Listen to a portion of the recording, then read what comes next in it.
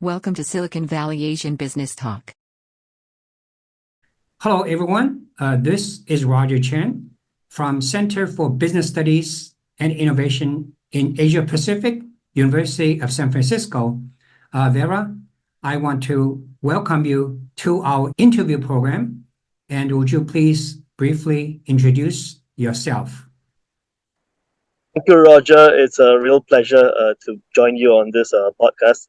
My name is Veera. I'm from Sustainable Living Lab.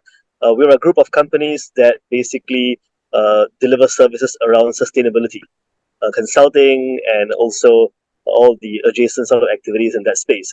We've been around as a business for 14 years. We started out headquartered in Singapore.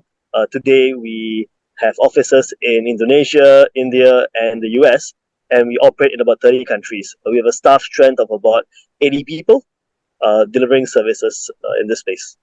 How to expand services for the same customers. In many B2B situations, when you try to, even with the same customer, same client, sometimes the different problems comes from different stakeholders in the company, comes from different departments. Sometimes these kind of different department stakeholders, there's a huge disconnection to kind of make it difficult for you to kind of change to a new solution for the customer or for the same client. How do you solve that problem? Yeah, so this is quite typical, right? So one of the things usually is that most MNC customers, right, they're actually, if you think about an MNC, it's actually many small companies working together, right? Effectively, it almost feels that way, right? So the way we think about it is that we too, when we engage with, let's say, a different department of the customer, we may not engage them through the company who was engaging the previous part of the customer, right? So we'd engage them through a different entity, a different company itself. So that way, there's certain compartmentalization as well, and also ability to focus on that specific department or that specific, a business unit and their needs as well. And this is where I think our structure of having, spin-outs and all that helps a lot, because we're able to, as a group, have different of our entities work together with the same customer, coming at it from different angles, working at it from different angles, right? And it allows us to build expertise as well, because once you spin out and have different venture, you say that, okay, I want you guys to focus on doing, a particular type of, sub-client. So let's say, for example, you look at the sales and marketing team, for example, right? Say, I want you guys to specialize in working with a sales and marketing team. I want you guys to specialize in working with a sustainability team, right? And you understand the kind of functional roles that particular department may have with in the large organization. And so we try to serve that. So as you can imagine, this gets pretty complicated pretty fast, right? So fortunately for us, right, like I don't think we're at a stage where we have hundreds of customers to the point that it's getting very clunky, right? At this stage, we probably have like about 20, 30 customers, but big customers in which we work at different levels with them. But I suppose when it gets to a point where it gets too clunky, then we may have to make another pivot, right? It's going to be a hard choice for us to really figure out whether this model that we have continues to work, or whether we have to streamline or reformulate ourselves in some fashion. Right? I think these are questions that we got to keep an eye out for. And when we see the problems begin to emerge, then I think it's time to really sit down and review.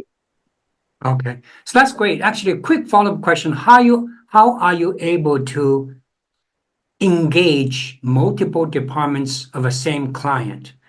Any kind of lessons or advice here? Because I think every company hear your story, love that model. But how do you engage with these different departments, different stakeholders within the same large client or even government? Yeah. So basically, let's say a government, for example, right? So a lot of these things basically work. So from a MNC or a government perspective, or rather a large customer perspective, they are not necessarily optimizing for value when it comes to a solution. They're optimizing first and foremost for trust. Right? What do you mean by that? Can I trust you not to mess it up and put my job or my promotion or my career on the line? Yeah. Right? Can I trust you not to screw up? Right? So the first order of business is that I must trust that even if your solution may not be the best and most perfect solution, it mustn't put me at risk. right? You Yeah. got to optimize for trust, right? First of all, right? And then once you cross the layer, then it gets to, is your solution good enough? Good enough to meet their needs, good enough to meet their requirements. And I would say the third thing is that your solution needs to be able to grow with the customer as well, right? You can't just, have what you did and then keep it static, right? And have them expect them to pay for it year after year, right? You need to be able to deepen your understanding, evolve with it, and get better and move closer and closer towards perfection in trying to tackle that particular problem that they have. And in many of these companies, what you find is that uh, team members or even in government departments, people move around, right? So when you work on a relationship-based model, what happens is that when they move to a different ministry or department and so on, they bring you along with them, and that's assuming that you have developed a what I call a advisor relationship with the customer.